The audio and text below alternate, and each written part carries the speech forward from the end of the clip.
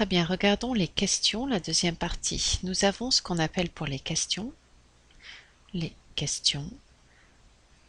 toute cette idée de tag.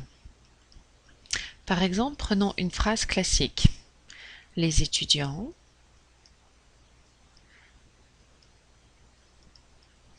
parlent français. Les étudiants parlent français, c'est une question en utilisant l'intonation classique.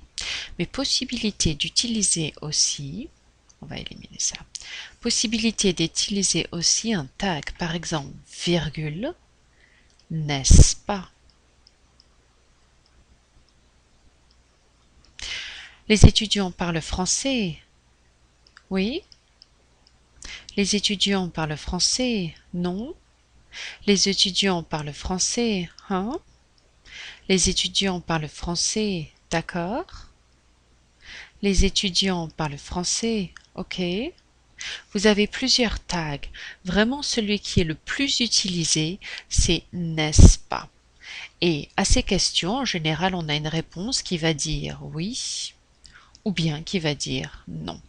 Prenons un autre exemple, par exemple.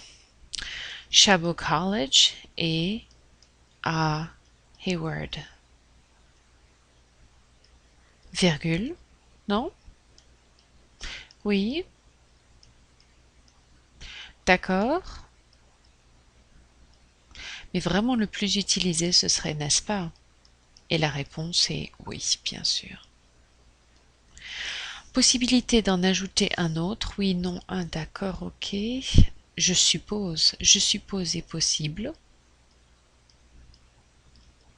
Vous en avez plusieurs, vous avez une petite liste, mais vraiment le plus utilisé, c'est bien n'est-ce pas? Et c'est la deuxième façon de poser des questions. La deuxième façon.